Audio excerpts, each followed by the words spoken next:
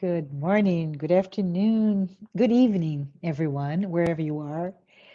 Thank you for joining us in this series of talks promoted by the United States Spiritist Federation every Saturday morning at 11 a.m. Eastern Time. I am so very happy to be here and to be able to host this talk presented by my dear friend Glaucio Pessoa, who will be leading this live talk with the topic very interesting: Spiritism and the Mexican Revolution. Hello, Let us Marcia. all, Happy New hi, Year. Happy New Year. I want to join all of you with a warm welcome, Glaucio. And before you start your presentation, please allow me to introduce you. And I wanted to say that Glaucio has been an active, very strongly an active member in the Spiritist movement for over 37 years. He currently serves as the vice president of the Christian Spiritist community of Atlanta, and he has a special interest in Spiritist activities revolving around media, English translations, and music. Glaucio holds a master's degrees in both business administration and electrical engineering, and currently works in data protection and compliance. So I wanted to say thank you, Glaucio, for being here. And I would like to welcome everyone to please take this opportunity during the talk to send your questions using the chat window. Glaucio has reserved time to address your comments and questions once he concludes his presentation. Thank you so very much, Glaucio. Thank you, Marcia. Thank you for introducing me. And thank you, everybody, for taking the opportunity to watch this very interesting lecture. Hello, everybody. So today's topic is Spiritism and the Mexican Revolution. And it's quite interesting because not everybody knows a very important fact about the Mexican Revolution. And it is, of course, when we talk about the Mexican Revolution, the first thing that comes to mind are rebels, right? Rebels roaming around, wearing bandoliers. We think about Pancho Villa. And Pancho Villa was such an icon that not only he became famous, but he got to star in his own biographic movie at the time. We also think about Emiliano Zapata, and who has this big mustache. So we have this very, whenever we talk about the Mexican Revolution, we have this idea of what a Mexican revolutionary was. And but it is a very complex topic. It is a very complex event, and so are the different participants, the different key players in this historic revolution. And the one who basically started the whole movement was Francisco I. Madero. Now, what a lot of people do not know about Madero is that he was an avid spiritist. He was not only an avid spiritist, but he was also a medium. So it's quite interesting for us to think. We never think of any political figures, any revolutionaries, and especially someone who started a important event such as the Mexican Revolution that had repercussions not only in Mexico today, but throughout the world at the time. And that this particular individual was a spiritist, someone who is an adept of Kardec.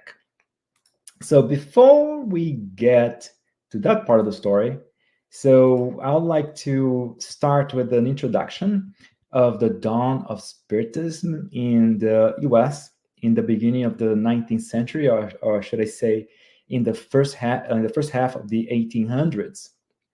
And what we know is that there was a huge boom at that time with spiritualism, not only religious movement, alternative religious movements, but also spiritualism. And we know that Emanuel Swedenborg, he was the father of spiritualism, even though he was not in the U.S. and it was before the 19th century. However, he brought several of the ideas that inspired spiritualism. And we see that spiritualism developed and reached its peak goal of membership between the 1840s and the 1920s. And it was especially in the English speaking countries.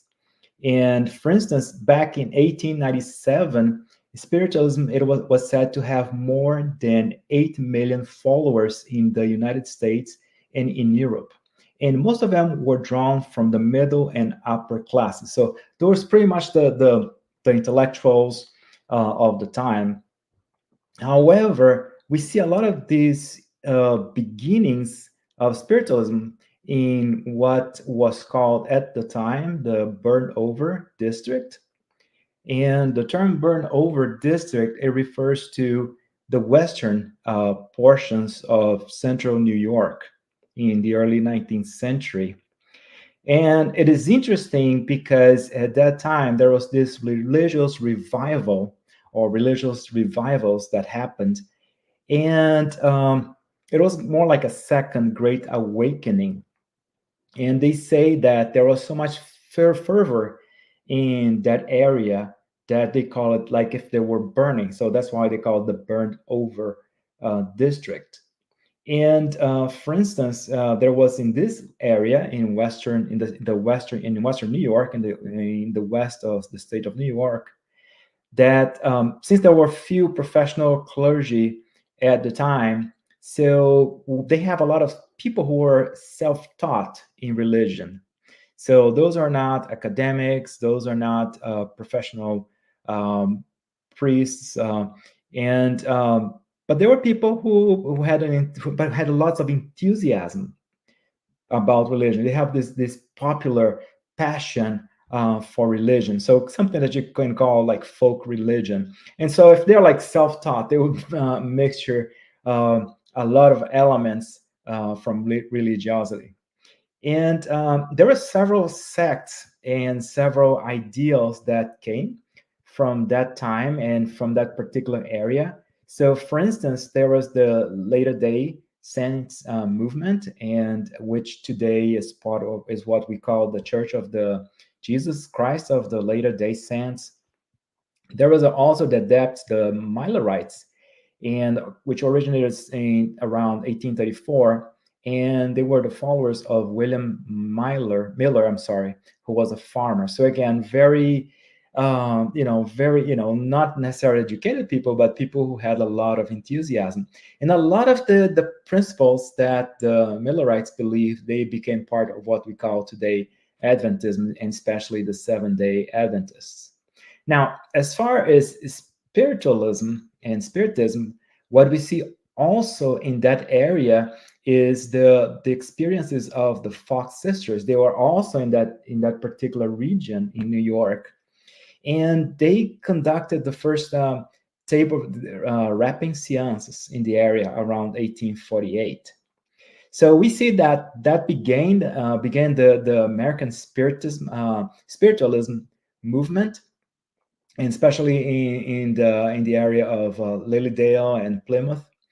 And from that, the spiritualism from the U.S. spread throughout the world, finally reaching France and inspiring Kardec also, who took an interest to study it more in depth.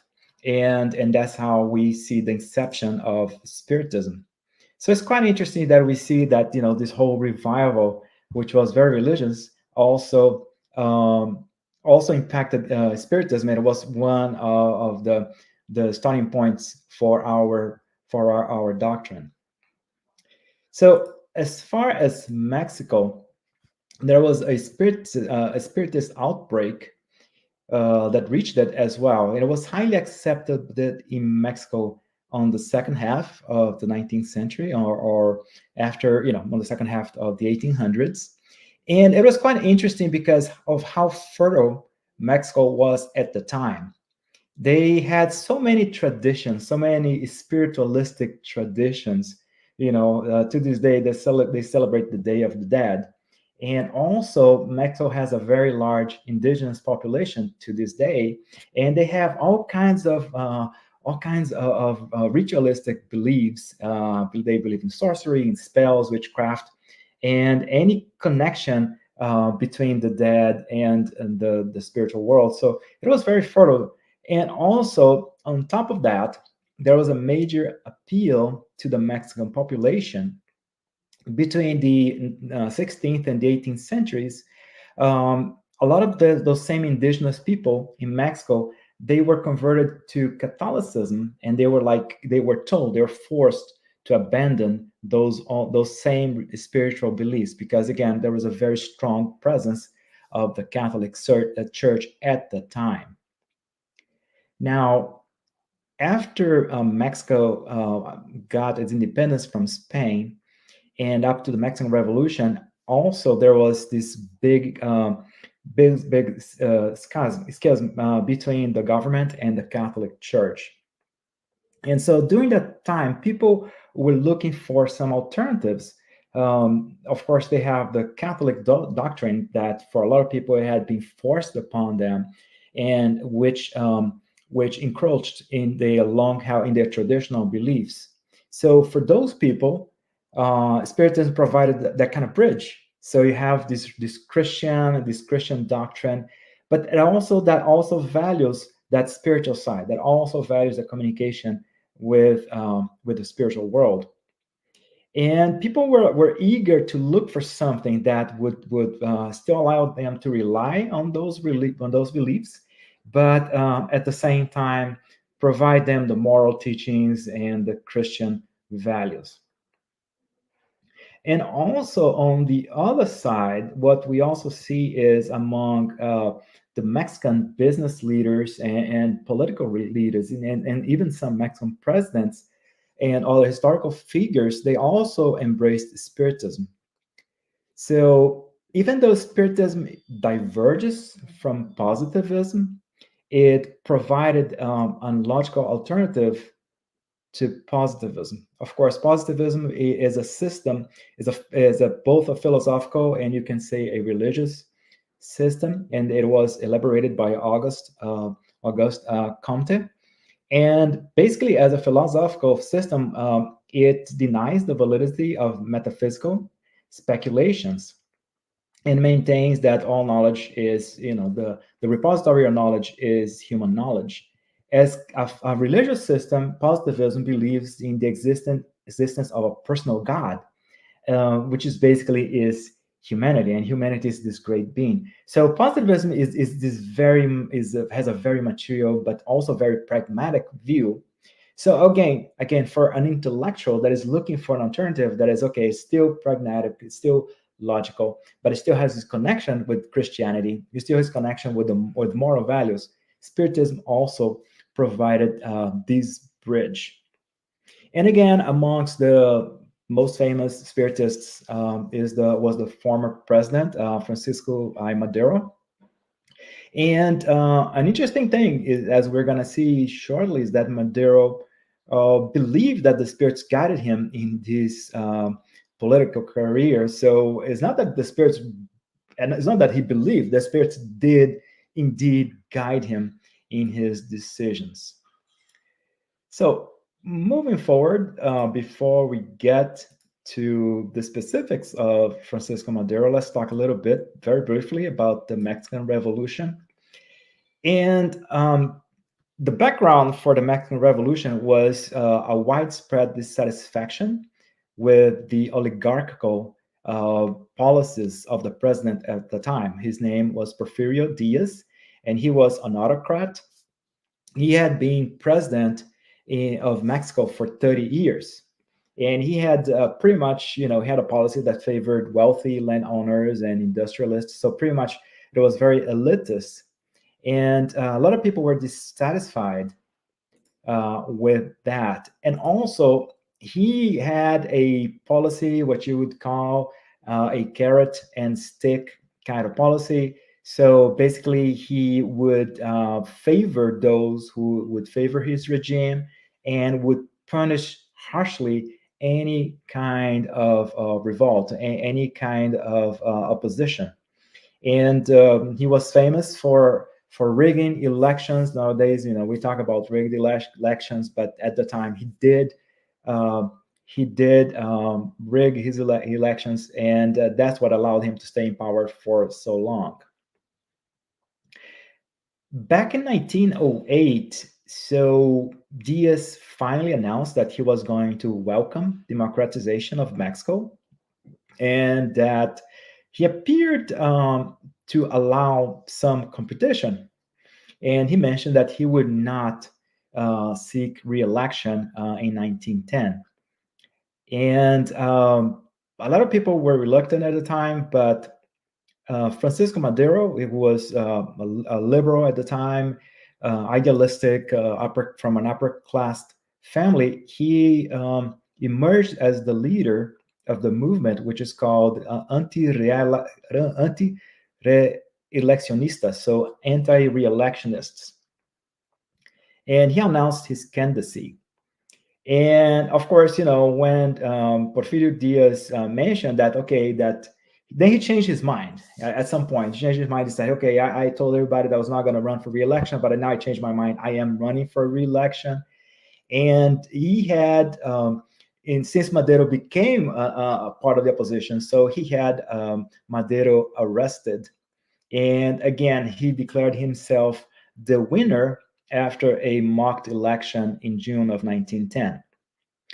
However, Madero was able to escape from prison at the time with the help of his family, especially from his father. Again, his father, he came from a wealthy family, and he escaped to San Antonio, to Texas. And it was in Texas that he published a plan for revolution. It was called Plan de San Luis Potosí. So it was pretty much the plan in which he was calling for the Mexican population to get arms and to revolt. And he did try to revolt, and the revolt was a failure at the time. However, it kindled the revolutionary hopes in many quarters of the country. And basically, you start to see then again, that's when we start to see some figures like Pancho Villa up north who had these ragged armies and began, raiding the government garrisons. And in the south, we see Emiliano Zapata, who was waging a very difficult war, very difficult campaign against the local cacique. So a cacique was kind of like a rural political boss.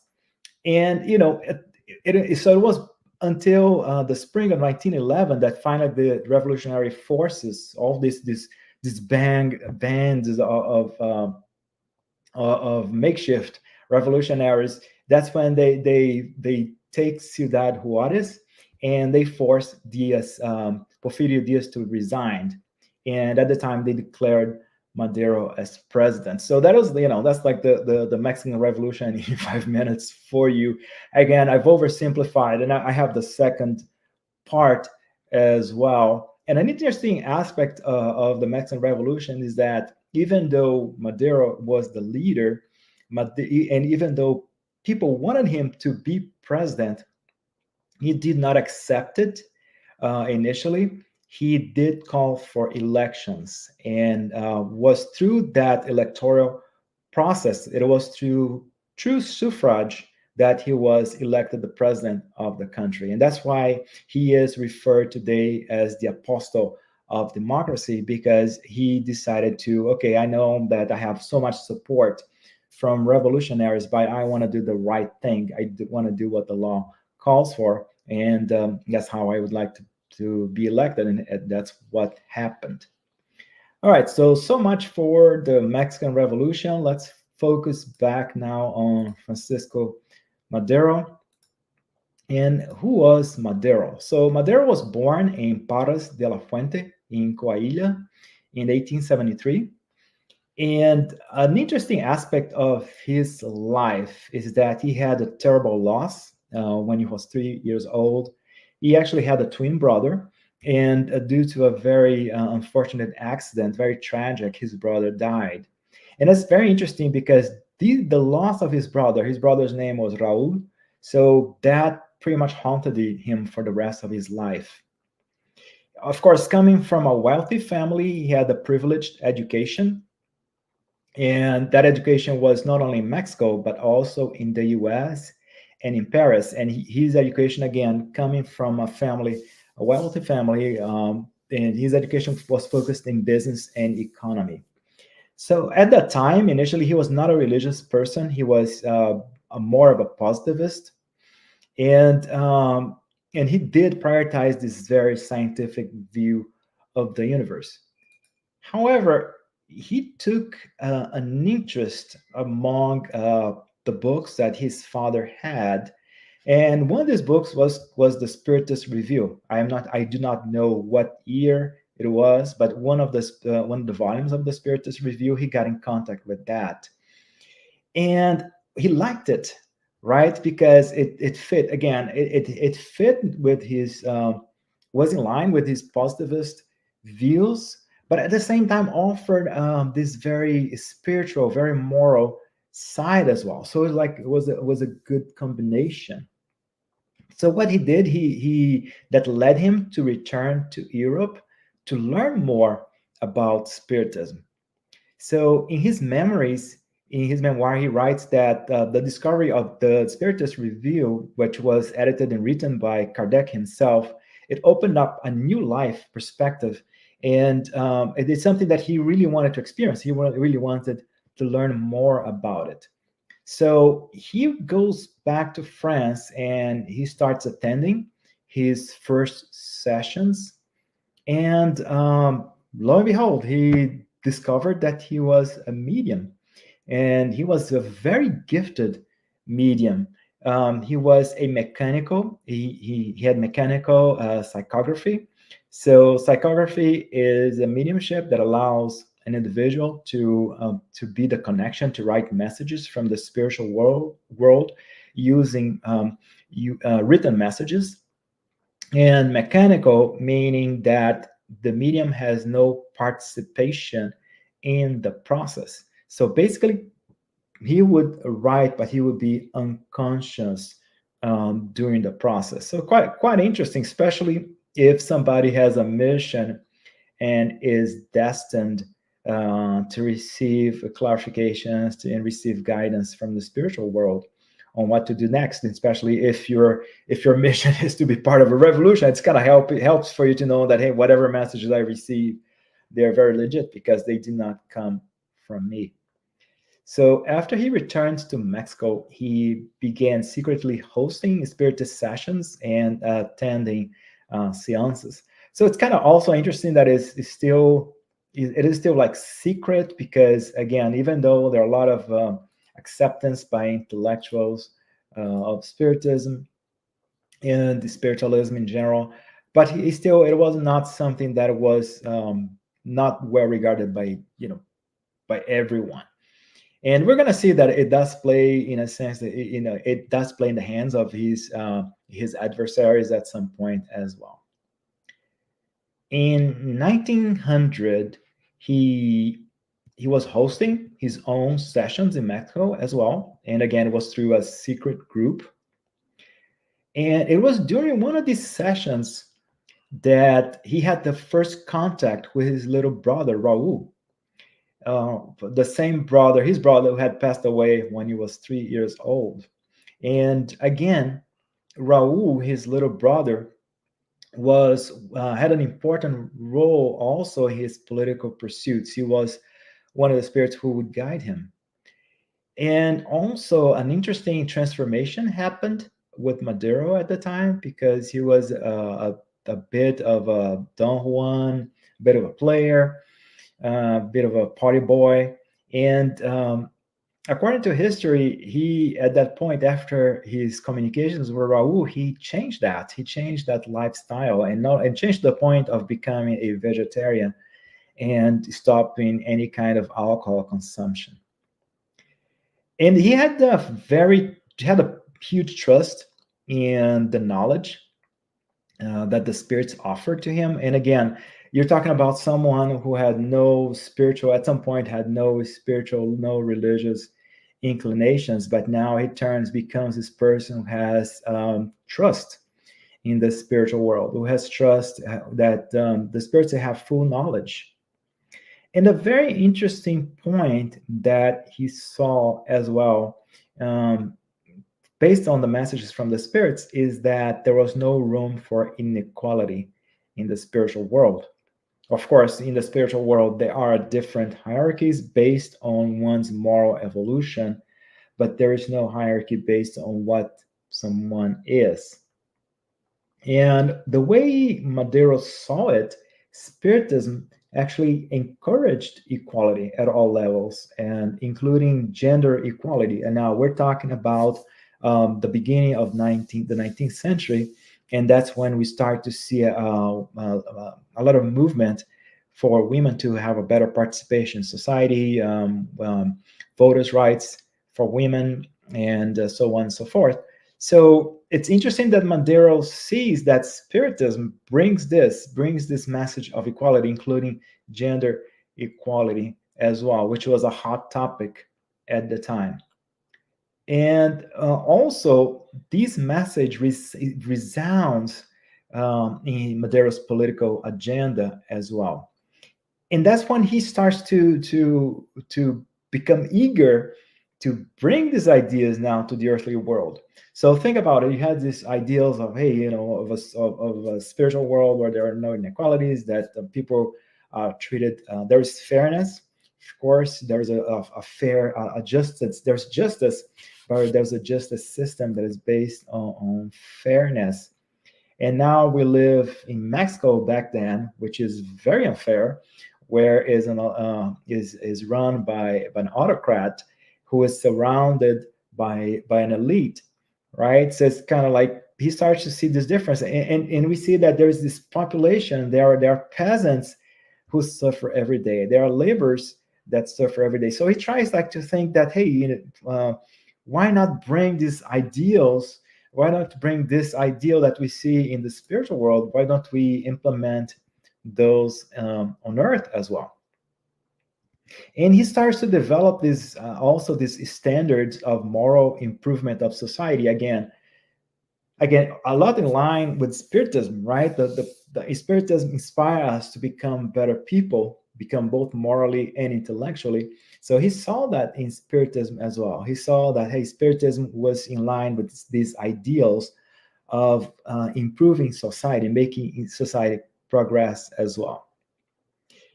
And at this time, his Spiritist ideas, they change, because to him, Spiritism is no longer just this science that you study. It's not just this experimentation with mediumship.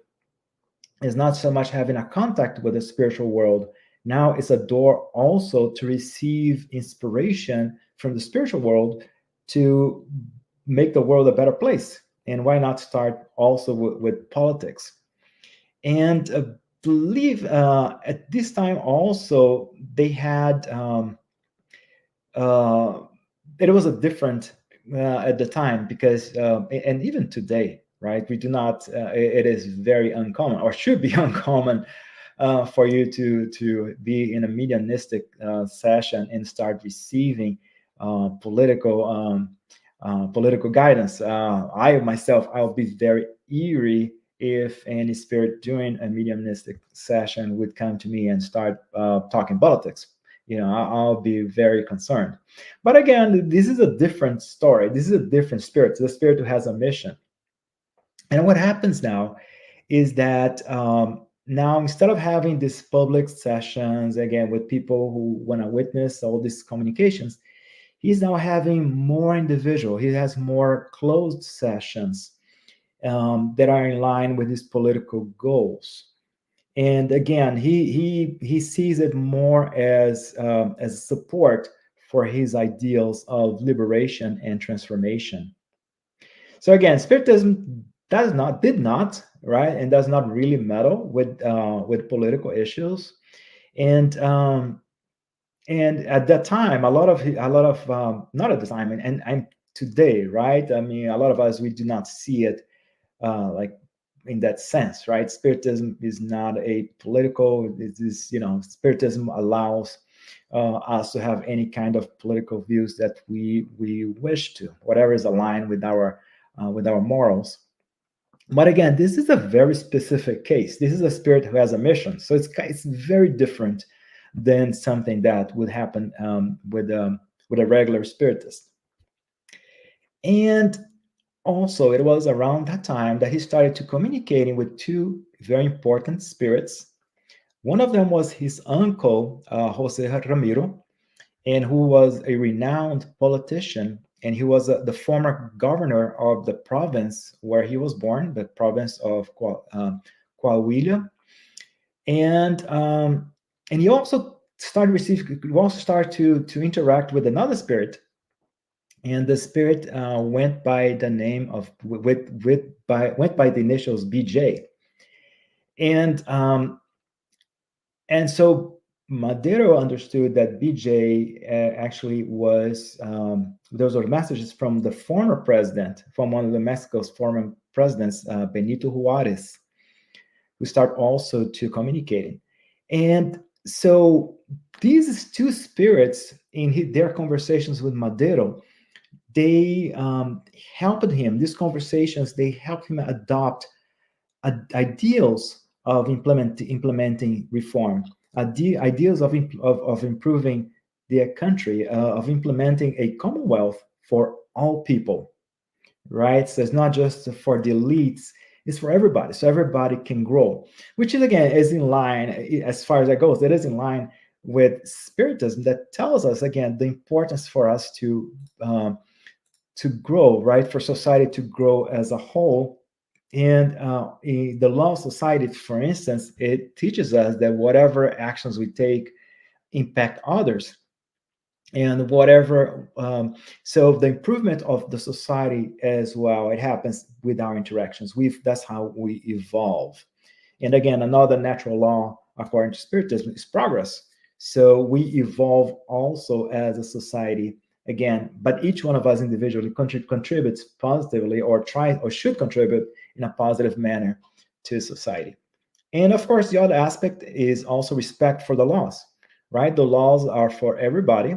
And again, another Spiritist principle as well, which is, the laws they apply justly, right? The laws they apply across the board. It doesn't matter if you're a peasant or if you're an industrialist. The laws they apply for everybody. So again, as Madero was interacting with these two spirits, those ideals they became stronger. So those two spirits, they actually guided him to start the Mexican Revolution in 1910. And those two spirits, they were the ones who encouraged him to write the San Luis Potosi plan. So pretty much those two spirits, it was thanks in part to those two spirits that he wrote this whole revolutionary plan that kicked off the revolution. Again, a very audacious plan that called for armored revolution, and it actually had a date to start November 20th, 1910. Jose Ramiro, his uncle, told Madero that he had been chosen to lead the transformation of the country. And again, this is a special scenario, right? I mean, we're talking again about a spirit who has a very specific mission. So he's receiving this guidance from the spiritual world. It has an impact that's quite different. Again, if I am in a spiritist session, mediumistic session, the spirit tells me, "Hey, you got to start a revolution." I'll have to think about it. First of all, I'm going to have to think, who is that spirit? Why is that spirit saying that to me? And why what would make me a candidate to start a revolution? Again, in Madero's case, it's a very special case. On the other hand, Benito Juarez, he also helped Madero formulate his ideas of improvement. The San Luis Potosi plan, it called again for nullifying the fraudulent election where Porfirio Diaz won in 1910. It was asking for Madero to become a provisional president, and asked for a revolt to start in November 20th, 1910. Of course, again, the revolt did not work out. However, it did kick off the revolution. I'd like to share here a very interesting. This is very interesting. I'm not sure if it's able to. So I'd like to, if possible, would it be possible to zoom in on this particular image? If not, oh yeah, thank you very much. So as you can see here, this is the frontispiece and the title page of a copy of a Spanish translation of the book by Leon Denis, Après la mort, After Death, and translated from French. And it was sponsored by Francisco Madero. This is Francisco Madero's father and his son Francisco I. Madero. So Madero and his father. So that this shows how involved Madero was at the time with Spiritism, and to the point of sponsoring translations of Spiritist works from French to Spanish. Some at the time, some other books had been translated yet already. The Spiritist book had been translated previously, and an interesting aspect about the Spiritist book is that it was read. It was a lot of intellectuals and some revolutionaries and leaders of the time. They got exposed to the Spiritist book. Another very famous revolutionary who was not a Spiritist, but who did get acquainted with Spiritism, was Jose Marti. Jose Marti, who is the Cuban revolutionary. Again, he was not, he has never been, historians have never been identified him as a Spiritist. However, it's known, and he did write reviews and comments about the Spiritist book. So we see here again Spiritism doing its part in the 19th century and inspiring other folks as well at the time. He going back to Madero, he did write himself 2 books. One of them was La Succession Presidencial in 1910, the presidential succession in 1910. So this is a book again about, it was before when the fraudulent presidential election happened in 1910. So he wrote to basically arouse his people to free themselves from the domination of the Diaz administration. Was a very elitist and very autocratic administration, very autocratic presidency, and take advantage of the opportunity to vote in the elections for 1910. So this book is very well known. This is a very the presidential succession. Whenever you talk about Madero, everybody this is a book that everybody knows about. The second book that is not known, that he wrote and people do not know about, is Manual Espírita por Bhima, the spiritual manual by Bhima. And Bhima is a Hindu deity. And what Madero did is he wrote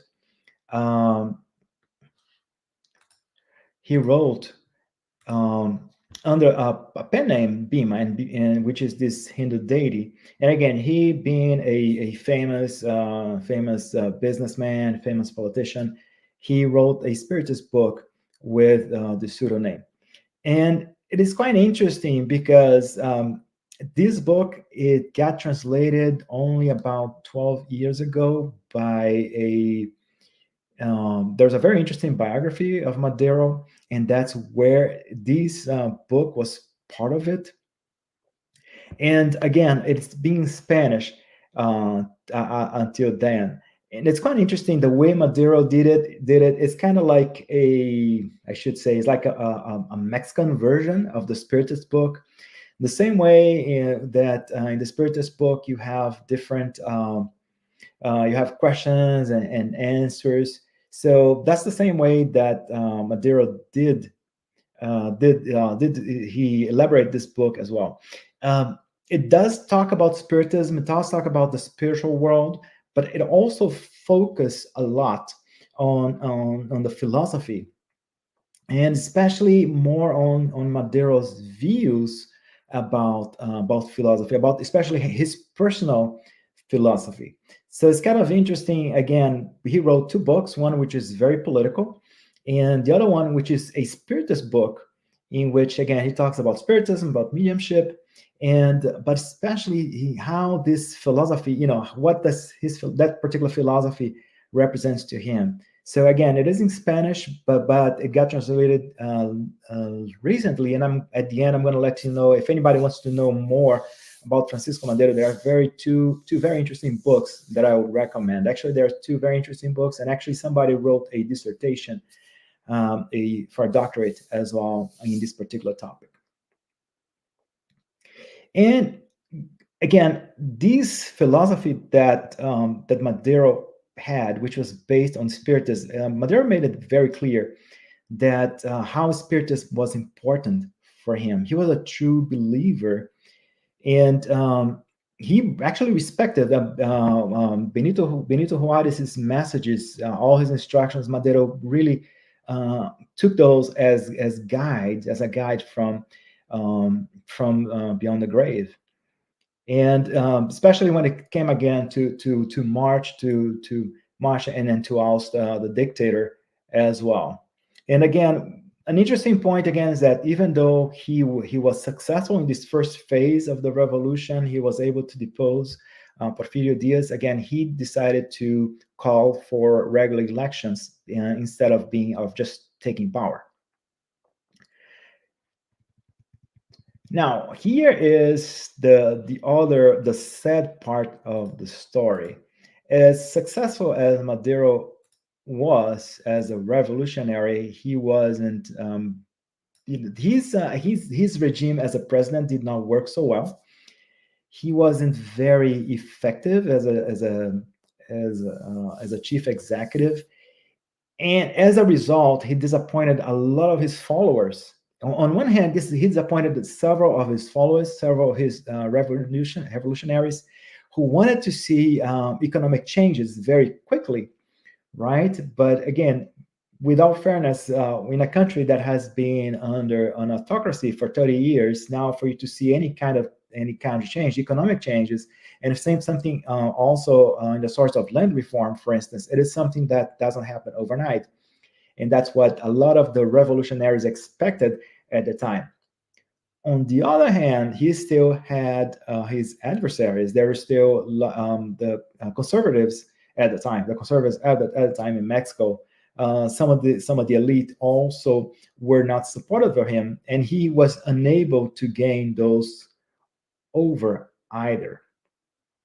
So what happened is that again, the Mexican Revolution, it devolved into factions, and those factions were competing for power again and again. A lot of these factions did not. A lot of these revolutionaries and their particular groups, they believed that Madero again was not moving fast enough in solving people's problems. And on the other hand, his political enemies, now they saw an opening in Spiritism, in Madero's belief in Spiritism. They saw it as a weakness, or saw them as an opening to attack him publicly.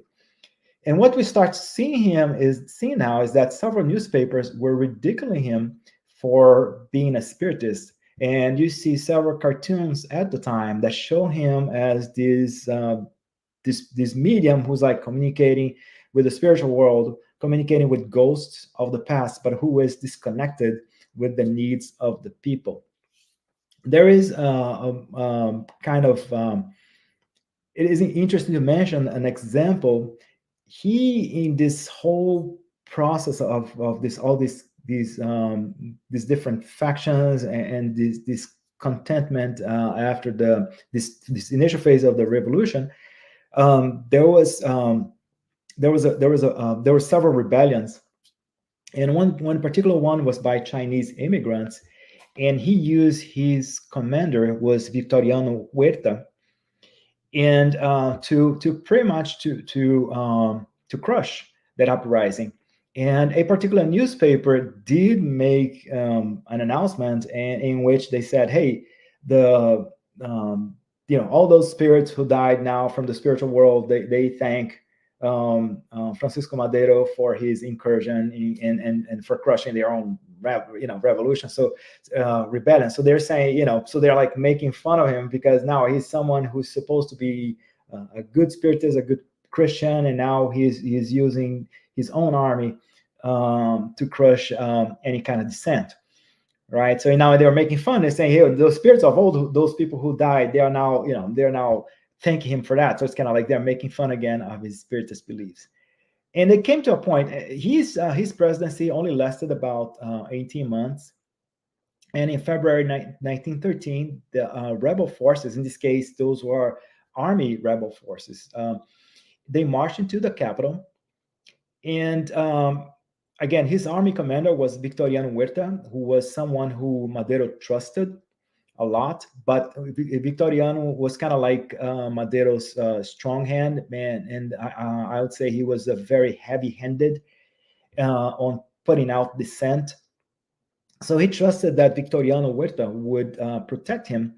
However, little he knew that Victoriano Huerta was actually in conversations behind his back, and he was betrayed and arrested and executed.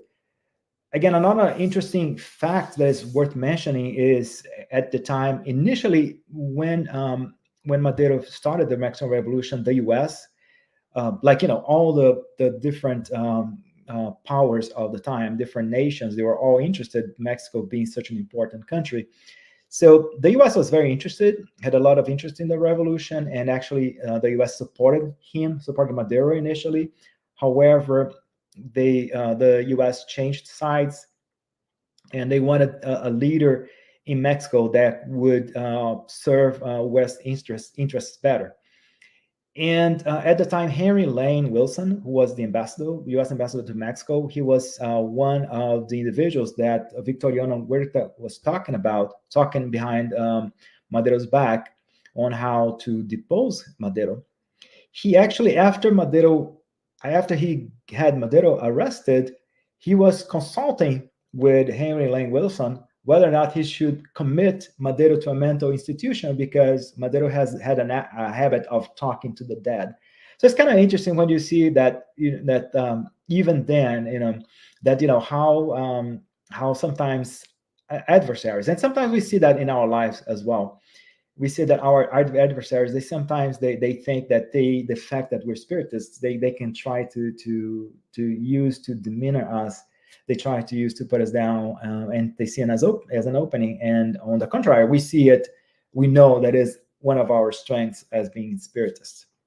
So moving forward, Madero was assassinated, but however, he became a unifying force again. I mean, among all those revolutionary factions. And now there was like, you want to call it like a second phase of the Mexican Revolution. Again, I'm not a historian, but there's this second phase in which all these different factions, they're all out now trying to oust Huerta. And finally, they were able to do it. However, then you have the third phase of the Mexican Revolution that is less of a revolution and more like a civil war. And that was the most tragic part of the Mexican Revolution. Besides all the bloodshed that happened in the Mexican Revolution, we see here that Madero's inspiration, his in leadership, he put events in motion that did have positive outcomes for Mexico, not only for Mexico but also for some other countries as well. Mexico would not be what it is today. I'm not saying that any country is perfect in the world. There isn't a perfect country. However, Mexico would not be what it is today if it were not for this whole movement that was initiated by Madero. So at that time, thanks to the Mexican Revolution, we see that the Mexican people, they developed this sense of identity. Again, they used to be a colony, but now they have this sense of identity as a nation. Finally, in 1917, after the revolution, then Mexico had its first constitution, and which was enshrined in political and socioeconomic rights. and it limited at the time the power of the church. So in other words, it officially created the separation of the state and church. So basically it created this separation between government and religion. Also, it brought universal education, brought labor rights, land reform, and also the nationalization of some industries. Um, Organizations, labor organizations were recognized and promoted. I mean, again, laborers had no rights back then, and they start to exercise some rights. Oil exploration at Mexico was expropriated from foreign-owned companies, so it became to be exploited by Mexico. And also there's this creation of a new business class. Again, you don't have these landowners. We don't have, now we have this business class that has been formed as well, that is based that is more focused on banking and manufacturing, more in banking and manufacturing and less in land and farming.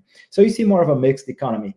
An interesting aspect also about the Mexican constitution constitution is that it was again, it was like over 100 years after the American Constitution. However, it had some elements from the American Constitution, but it did express it give more clearly express the rights of the individuals. Now it really indicates that, hey, the state has an obligation with the people, and that became also an inspiration for other constitutions as well throughout the world that were inspired in their constitution. So it's kind of interesting that we see again there were positives out of such a tough time for the Mexican people. I'd like to finalize here with some thoughts. The first one here is it comes to us in the Spirit's book, question 571. It asks us, Kardec asked, do only elevated spirits receive missions? And what the spirits indicate to us is that the importance of a mission is always proportionate to the capacity and elevation of the spirit. A courier who delivers a message fulfills a mission, although it is not equivalent to that of a general. So it's kind of interesting when we see that each one of us, right? So Francisco Madero, he was definitely a spirit who had a mission. And I would not say I hope, I hope that I'm not a revolutionary, but I understand as a spirit that I have my own mission, and all of us have our own missions. And those are in proportion to our elevation. They are in proportion to our capacity. So whatever mission it is that we have, that each one of us has to fulfill in life, may that mission be that you're going to transform a whole country. May that mission is that you're going to revolutionize some kind of industry. You're going to bring incredible knowledge. May you have, it's possible that your mission might be something as grandiose as that, but your mission may be just to take care of your family. Your mission may be just to take care of your parents, of your relatives. And sometimes your mission may just be to take care of your pets.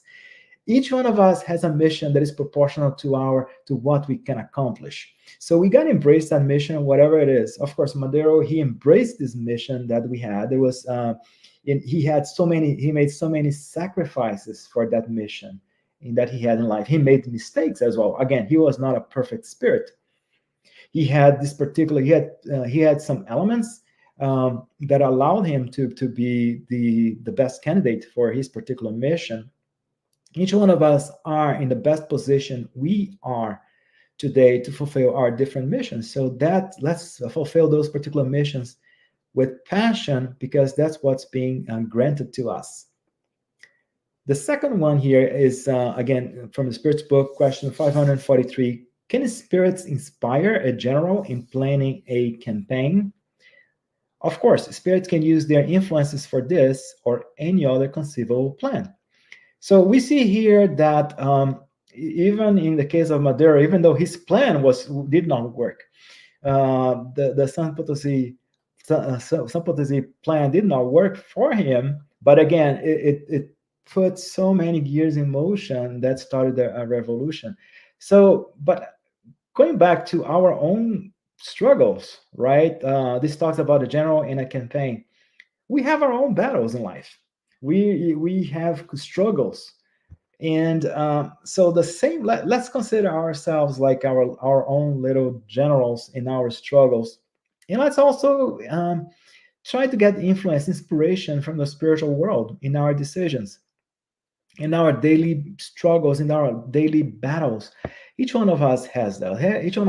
Each one of us has challenges. So any planning that we have to do, let's call in our spiritual support. May that plan be, I'm trying to, let's say, something very mundane. I'm trying to get rid of some debt and some credit card debt that has been haunting me for years, and I'm going to come up with this plan. Well, let me also ask my spiritual friends. Maybe they have some inspiration. They have some ideas to give me. Maybe I'm trying to see how I can deal with a difficult relative, and I'm kind of, I need to come up with this plan on how am I going to deal with that particular family member.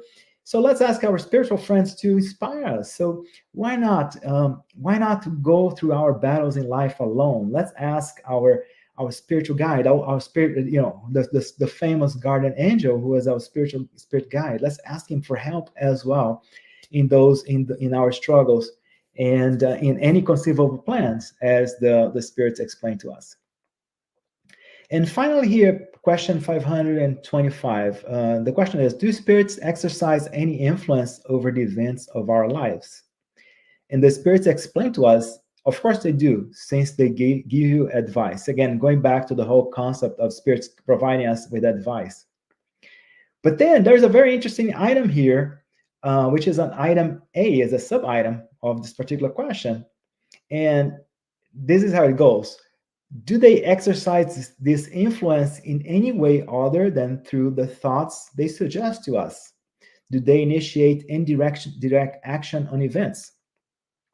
And the answer is yes, but their action never oversteps the laws of nature. So let's think about in the case of Madero, what we see here is that he had a chance. He made several decisions, and you could have asked, when he was about to be betrayed by Victoriano Huerta, how come the spirits did not alert him? Actually, several historians, they bring that up and say, oh, well, he's a medium. Okay, well, how come the spirits did not inspire him, say, hey, you're about to be betrayed? Because the spirits, they respect us. There is a law of nature, which is the law of liberty. And there's spirits, they respect our free will. There's a law of progress that allows us to grow and to evolve. And the only way for us to evolve is by those decisions. Sometimes those decisions are not as great as we expected them to be, especially when we look at them in hindsight, right? As they say, everything hindsight. We can see our bad decisions so clearly in hindsight. So in a lot of times, the spirits are going to let us make those decisions. They're going to let us fail because they know that's how we're going to grow. And there's a law of society as well, because my decisions affect others as well, and the decisions of others affect us, and that's how we all help each other.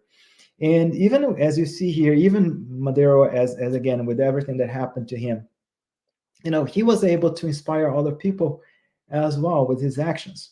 So again, let's just think about how the spirits, they're going to be with us, they're going to help us, they are here for us, but they're going to respect the laws, and they're going to respect our free will as well.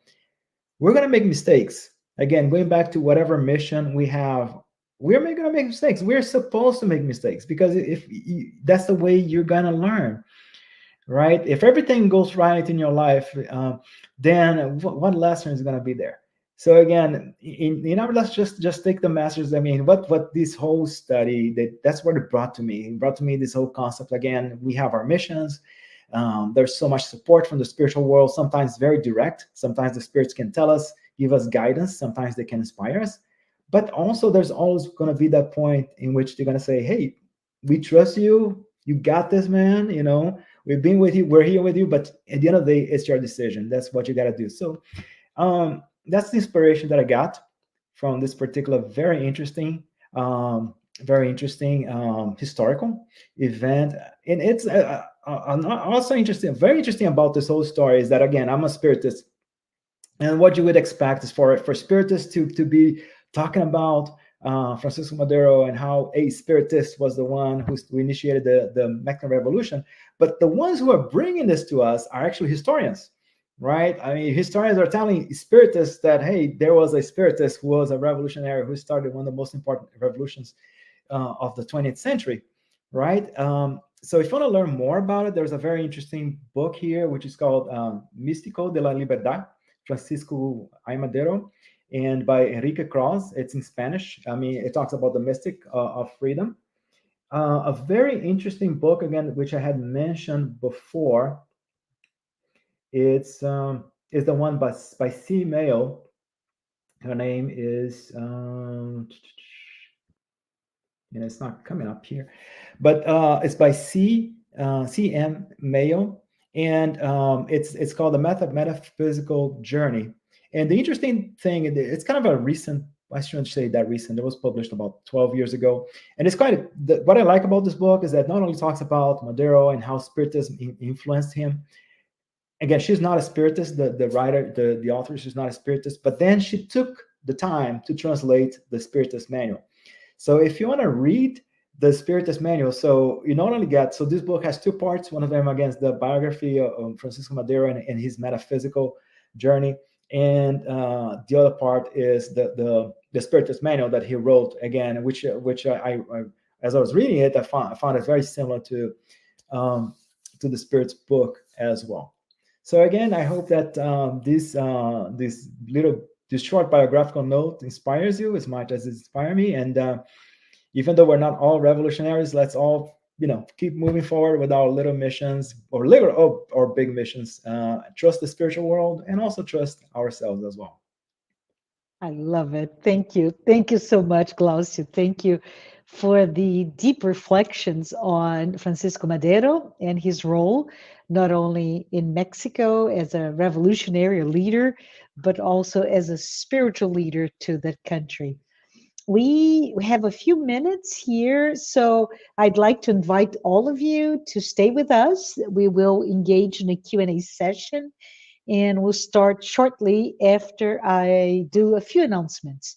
So my first one, Glaucio, is that we do have a podcast-like series called Psychology and Spirituality, a Bridge to a Better Life, based on the works by Joanna De Angelis. This series has a new episode launched every Friday at 6 p.m. Eastern Time. It is available on YouTube as well as Spotify. And the Psychology and Spirituality weekly talks are based on the works by Joanna De Angelis, and it offers a safe space to confront, compare, correlate, and expand spirituality concepts from a psychological lens, bringing insights, actionable tips, and real world advice to help you and I lead a better life. My second announcement is a really exciting one. The U.S. Spiritist Federation has launched a new Spiritist app. It is called Be My Hope. It is available now to be downloaded either through the App Store or Google Play. This brand new app offers uplifting content and a collection of videos, daily messages, audio materials, and more. Download it now. I have done that already. And I And have it my, too. yeah, very good. The third and final announcement is that on the screen, you'll be able to see a QR code, and if you want to help the US Spiritist Federation produce more publications as well as promote Spiritism to everyone, scan the QR code on screen for your donation. We appreciate it. Now, Glaucio, I see there is a lot of questions. I don't know that we have time to go over all of them, so let's just go ahead and address a few of them. So the first one, it says, it is quite interesting to know that Madero was a medium and he initiated the Mexican Revolution with spiritual guidance. It reminds us of Joan of Arc, who was the defender of France 500 years earlier, and also with spiritual guidance. How can we perhaps correlate spiritual guidance, not then, but in our daily lives? Well, first of all, you have to create a base, right? And you have to have a moral code to speak, and which can be provided. I mean, we have a moral code. I mean, the spirits, they need to work with something, and regardless of our spiritual beliefs, you don't have to be a spiritist. Joanna d'Arc, she was not a spiritist. She was Catholic, and but she had a belief system, and she believed in something better than herself. So the first thing I'll say is you have this belief system that makes you strong, more. And again, you can find it in any religion that better relates to you. And the second point is, again, be open.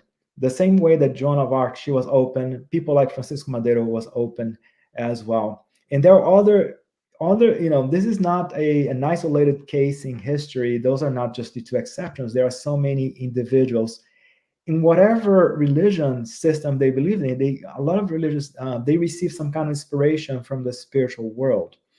So again, we create this moral base, we keep our eyes open and our inspiration to the spiritual, and then the third part is we act, right? Again, not everybody's going to be a revolutionary, but you don't get to be a revolutionary for a nation, but can you be a revolutionary at least with you, right? Can you at least become a better person? See, you may not make the whole country or the whole world a better person, but you can try, but you got to at least start with you, right? So It's I'll say that'll awesome. be, yeah, Yeah, I'll say I that. love it, right? Because also that spiritual manifestation from God, from Jesus, from all of our beneficent guides can be done through many things, including that friend that calls you and listens to you, and right, or a Yeah. poem, or a meditation, or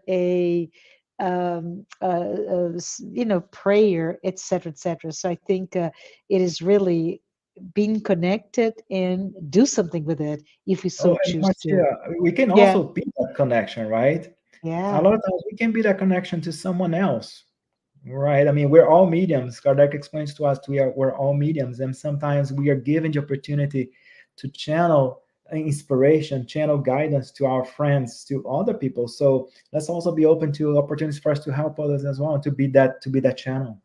yeah. I would say let's pay attention, right? Pay attention, and then be the one through which we can with the inspiration be that person to help others. Awesome. Thank you for that. We have another question. I understand Mexico's spirituality is a blend of ancient traditions, Catholic influences, and modern spiritual practice. How does it differ to American spirituality? What are your thoughts? Oh, I don't know, but I don't know. I do not know the answer, but I can infer that each country, they have their different nuances. Right here in Yeah, the US, I mean, we have this very strong evangelical presence. So there is a lot of that very Christian presence as well. So we see a lot that in the what you call American spirituality. Um, and we see that even in spiritists here in the U.S. as well. There is this a little bit of this influence, we would say, of this Christianity, a lot of the evangelical standpoint, especially for us who live around the Bible Belt. We're always in contact with our friends, evangelical friends. So we do take some of that, right? I'm not an expert, but again, Mexico had this tradition, had a tradition from the Indian population, which mix of Catholicism. So they had this idea of spirituality and this manifestation of them, and so it opened their minds for Spiritism. Now I'm Brazilian, and in Brazil we see a very strong presence of the Afro Afro religions as well, and the connection that they had with their own deities, and as they brought Catholicism. So Mhm. each country, there's this different, and it's also in each region of the country, you're gonna see a difference as well on how it manifests itself. Um, but again, the important thing is how, how, what do you do with that, right? Yeah. Sometimes I remember that I've been to different religions ceremonies, and I felt good. Sometimes you go to, sometimes you go to mass, and with friends. Of course, I'm spiritist, but sometimes friends invite me to go to mass. I go to mass and I feel good. Sometimes very rarely I've been to Afro-Brazilian spiritual rituals as well, as a spiritist, just as an observer, and I felt good. So it's all, but there's always this, what you might call this, all this ritual, there's always the cultural element, but again, the bottom line is how people feel about it, right? Is what it's not so much how it's presented to you, but what do you take it? Is it making you feel better or not? And again, I'm not a specialist, but that'll be my take on it. Can I make a plug to something that you mentioned in your discussion previously? You mentioned, of course, the sponsorship of the translation of the After Death, the book by Leon Denis, and it is such an awesome book that Yes, it I is. invite anyone who's interested in piecing perhaps the spiritual, the birth of spiritual beliefs all the way from India to Egypt to Greece, so on and so forth, in that we in the Western society, we inherited all of those beliefs somehow filtered through through time and through our own expressions. And I think that book, it was very fortunate that you brought that up in your discussion as well, Glaucio, because I think it is a book that everyone should read. It's beautiful, easy, and quite poetic in the And quite language. quite, you're right. It's quite. It is in English, right? It got Yeah, translated maybe I'm trying to say it was translated like maybe 7, 8 years ago by the U.S. Spiritist Federation. Very correct. poetic, but at the Yeah, same time very poetic, but has lots of content in it. yeah, So yeah, yeah. I think it's a very good plug. Thanks for bringing that up. And accessible, right? So for those of you who do not know, Leon Denis, who's self-educated, right? No formal education at all. He's very curious. He looks at the Spiritist book when he was, I believe, 18, and he just gets it. And he, maybe like Francisco Madero, right? He felt compelled to do something about it. So Leon Denis started speaking about Spiritism, and at some point he started to write about it. And this book specifically was with the emphasis to bring a simpler access to Spiritism to the people at the time. So I think it was super cool that you brought that up. But let's see if we have time for a couple of other questions. Sure.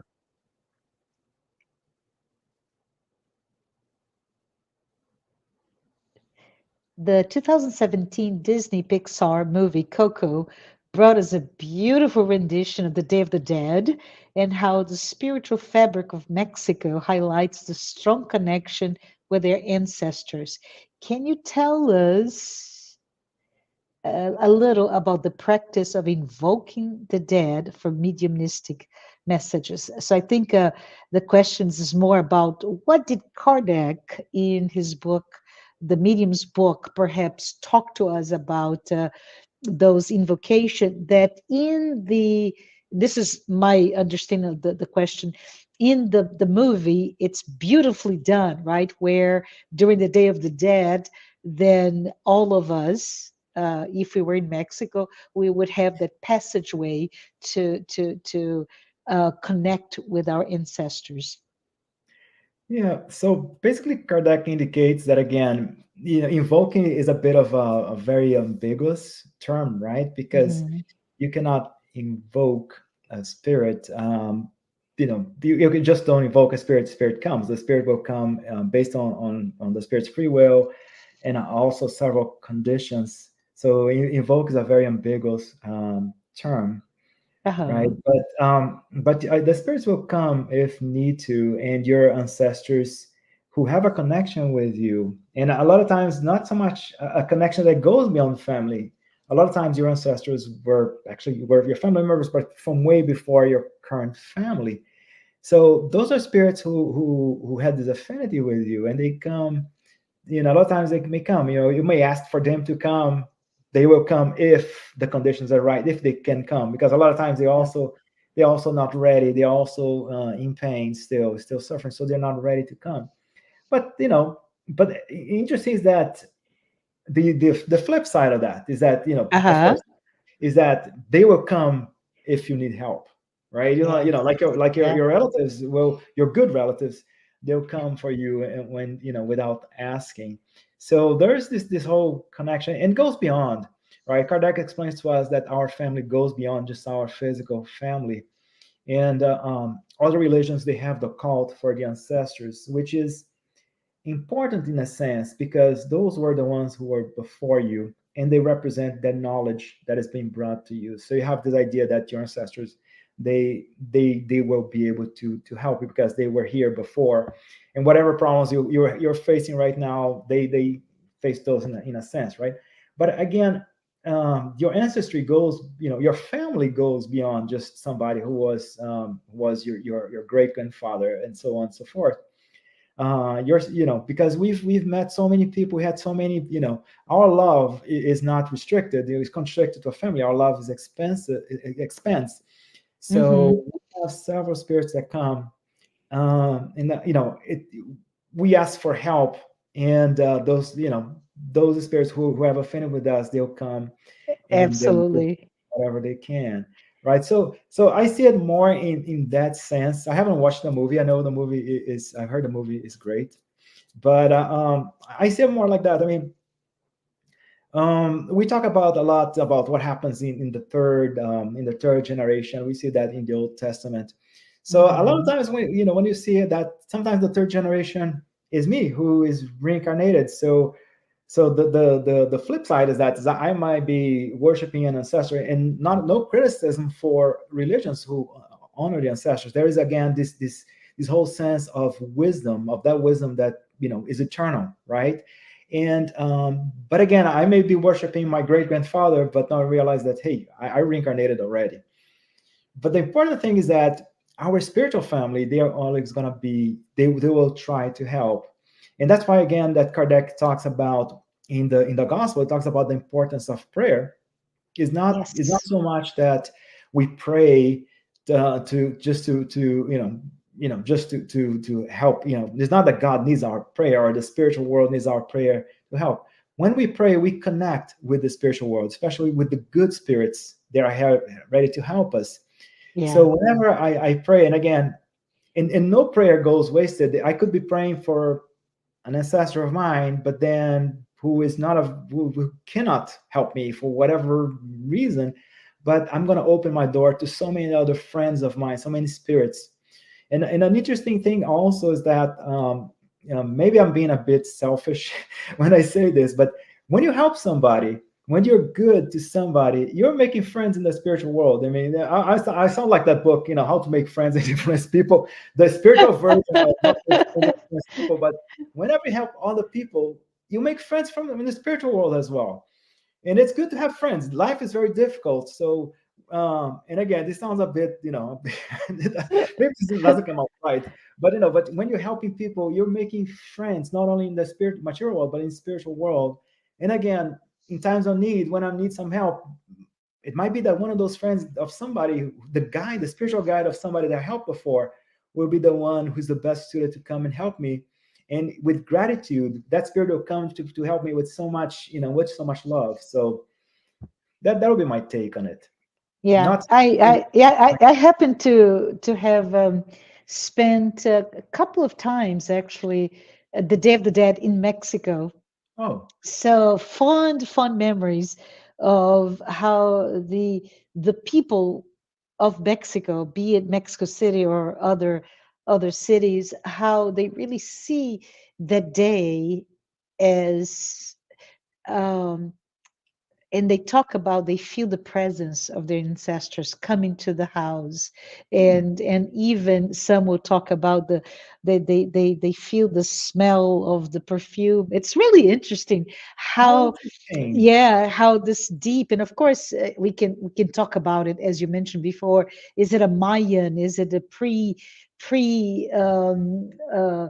Christian, a tradition, et cetera, et cetera. We not the time. We don't have the time to go through this, but it's quite beautiful how that idea of communication between you in this material dimension and those who have affinity, be your ancestors or not, who have come or have gone before us, have returned to our spiritual home before us, how we can connect. And the fact is, it doesn't have to be on the Day of the Dead, as we all know, right? It can be every day. We can have those Right. connections. Yeah. Thank you, Glaucio. Yeah, very true. Thank you for that comment. So Um, this other one is: did Madero spread Spiritism in Mexico, such as public talks, traveling around the country to disseminate the teachings, or did he just use the teachings to guide him on the revolution? so I did not see any indication that he was actually spreading Spiritism throughout the country. Hmm. He used again at some point he changed his focus and a lot more used spiritism and mediumship as a guidance for Yeah, his ideals. So yeah, from what I've read, that was more of his focus. But again, I think it's interesting when you see somebody who is spiritual. yeah, Think about it. Even his adversaries. It is something that got the attention even by his political adversaries, yeah, right? Even yeah. the media.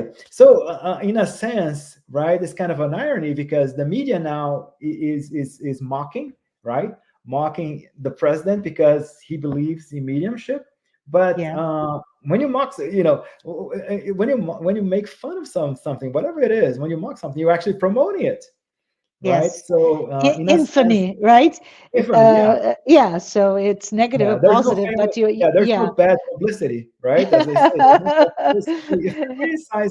If you're criticizing a president who believes in the spiritual world, who claims to be a medium, what you're actually is telling, the whole country and the whole world that, hey, listen, even the president, even a politician, even somebody who's in charge of a country can believe in the spiritual world, Yeah. right? So it's kind of Yeah. like of an interesting way of promoting spiritism. So the answer is, from what I've read, no, he wasn't really disseminating spirit. No, he did work.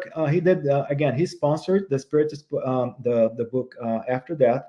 He Yeah. did have mediumistic sessions. He did have his own spiritist group. Um, so, but again, the flip side is that his life and in his behavior to this day, it promotes spiritism. Again, what reaches us about his life as a medium doesn't usually does not come from spiritists. Hmm. It comes from historians, which is, Yes. is an irony. So even historians now, they talk about the fact that he was a spiritist, and they don't talk just spiritualist. They say, hey, he was a spiritist who was was a follower, who was an adept of Kardec.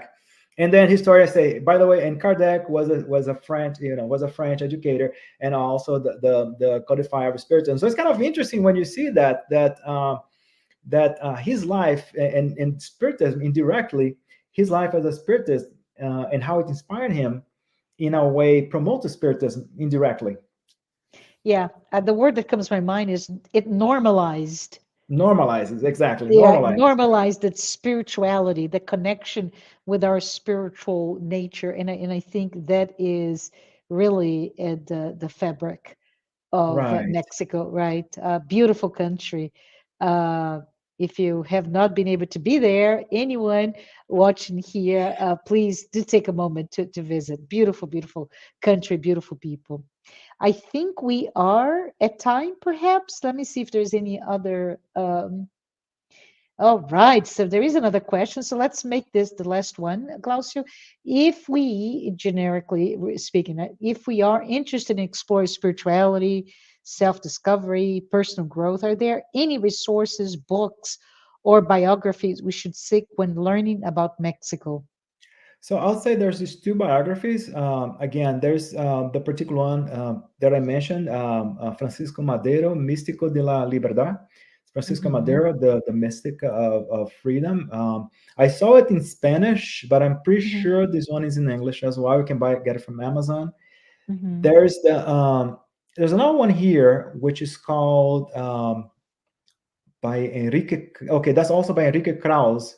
It's called Hmm. Biography of Power, and it talks about, again, talks about Madero and his life, and touched about his spirituality. The one that I really recommend is the one by C Mail. Again, it's a more recent one, and let me see if it gets the, oh yeah, the link, my link's not working, but again, it's a mystic, it's something like a mystic journey in the Mexican Revolution, and this one is Hmm. really focused, it's a lot, talks about spirituality in Hmm. Mexico, and a lot of how inspired Madero. And the good thing about it is that you basically get two books in one. You also get Madero's book, the Spiritist Manual. um, Hmm. there are, if you go, if you search Mexican sites, spiritist sites, you see a lot of about that, about his life, and about spiritism in Mexico in general. So there's a Hmm. lot to discuss. And again, Yeah. you know, and I'm pretty sure that I haven't checked the Mexican Spiritist Federation, but I'm pretty sure they have material as well in Spanish. Awesome. This is so awesome. But I want to say thank you, Glaucio. It's been a wonderful to hear from you, to hear about this spiritual and revolutionary Francisco Madero, and wanted to say that we next week, right? Oh, So Saturday, January 13th at 11 a.m. Eastern Time, we invite you to be here. Do not miss. oh, that Karen sounds very interesting, Dietrich, Marcel. Yeah, yes, yes, born she will wow. be discussing with the title Born with Disability, the Hmm. spiritual aspects of it. So we invite you to come here. And Glaucio, we are at time, but would you be so kind to say a prayer before we close? Of course, that would be my pleasure. Thank you. Thank you, Lord, for this opportunity that we had to discuss spirituality. Of course, we've focused on the life of an individual and his mission, but let's not forget our own missions and our struggles. And let's never forget our spiritual friends who are always with us, always helping us, inspiring us. May during our difficult moments, may we connect with the spiritual world. May we receive strength. May our faith in the spiritual world nurture us. May it make us strong to help us keep going, and especially not only help us keep going, but especially may we use this strength to do what is right in our decisions. May your peace be with us. May this particular initiative by the U.S. Spiritist Federation may it continue, and may we continue opening our minds to the teachings that Spiritism provides to us, and especially putting those same teachings into practice in our daily lives. So be it. Thank you. So be it. Thank you. Have a great weekend, everyone.